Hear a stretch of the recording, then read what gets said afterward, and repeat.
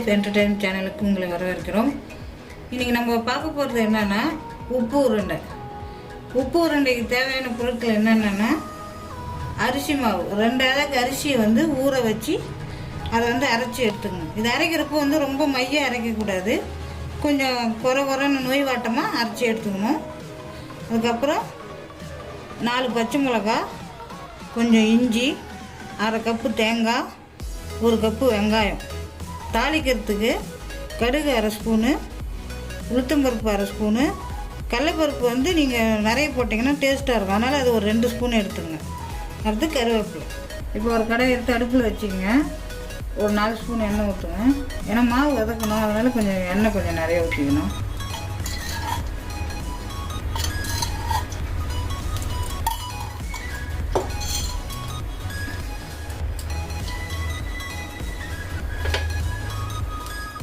அதுக்கப்புறம் கடுகு போட்டுங்க.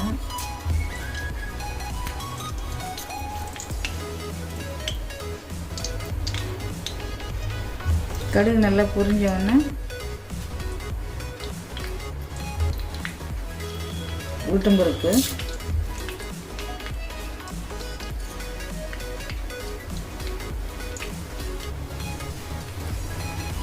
அதுக்கப்புறம் கடலைப்பருப்பு,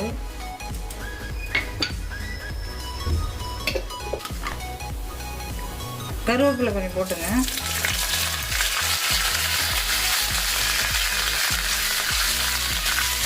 கருவேப்பிலை நல்லா பொரிஞ்சோடனே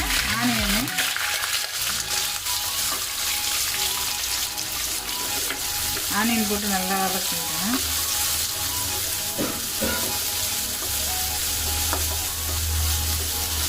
அடுத்து இந்த பச்சை மிளகாய் ஆட் பண்ணிங்க.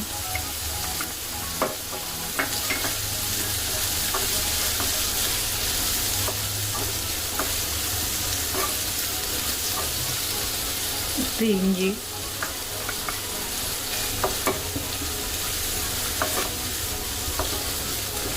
லோ ஃப்ளேமில் வச்சுங்க, அப்போ தான் வதங்கிறதுக்கு நல்லாயிருக்கும்.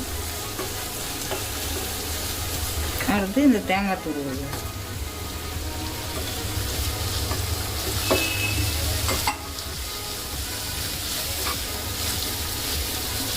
நல்லா வதங்கின உடனே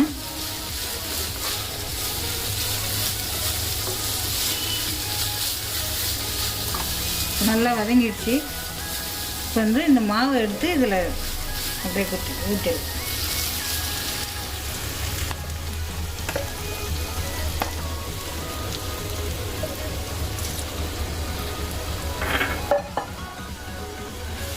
ஊற்றி நல்லா கிளறுங்க.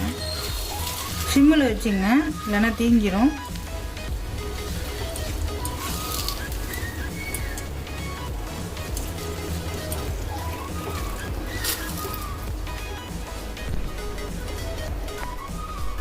இதுமாரி வந்தோடனே கட்டியாக இருக்கும், தொட்டால் ஒட்டக்கூடாது. இப்போ இதை ஆஃப் பண்ணிட்டு ஒரு 5 மினிட்ஸ் ஆற வைக்கலாம். இப்போ 5 மினிட்ஸ் ஆகிடுச்சி. இதை இப்போ நம்ம உருண்டை பிடிச்சிக்கலாம். உங்களுக்கு என்ன சைஸ் தேவையோ, சின்னதாக என்ன சின்னதாக பண்ணிங்க, பெருசாக வேணால் பெருசாக பண்ணிங்க. இதேமாரி உருண்டை பிடிச்சி வச்சுக்கலாம்.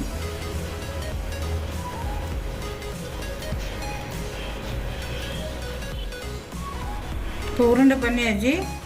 அடுப்பில் ஒரு இட்லி குண்டானை வச்சு மேல் தட்டு மட்டும் வச்சுங்க, உள் தட்டு வேண்டாம். மேல் தட்டு மேலே ஒரு துணியை போட்டு அது மேலே இது எல்லாத்தையும் எடுத்து வச்சிடலாம்.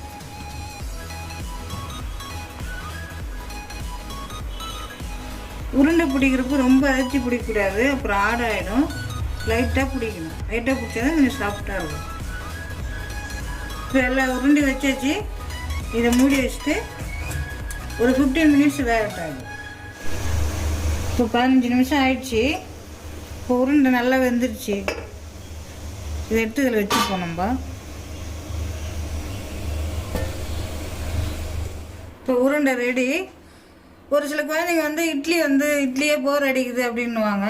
அவங்களுக்குலாம் இதை மாதிரி வெங்காயம் எல்லாம் போட்டு, பச்சை மிளகாய் எல்லாம் போட்டு, கடலைப்பருப்பு அப்படி போட்டு செஞ்சு கொடுத்தீங்கன்னா அவங்க இன்ட்ரெஸ்ட்டாக சாப்பிடுவாங்க. ஒரே இட்லி தோசைன்ட்டு போர் அடிக்காமல் இதேமாதிரி ஸ்நாக்ஸாகவும் செஞ்சு கொடுக்கலாம், ஈவினிங்லேயும் செஞ்சு கொடுக்கலாம்.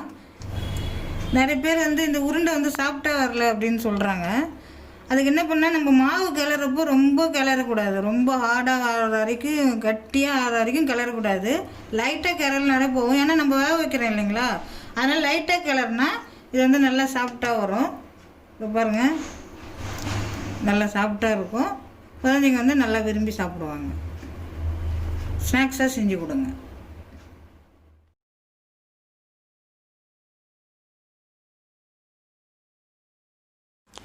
லைக் பண்ணுங்கள், ஷேர் பண்ணுங்கள். எங்களுடைய ஃபுல் லைஃப் என்டர்டெயின்மெண்ட் சேனலை சப்ஸ்கிரைப் பண்ணுங்கள். வேறு ஏதாவது உங்கள் கருத்துக்களை தெரிவிக்கணும்னா கமெண்ட்ஸில் தெரிவிங்க.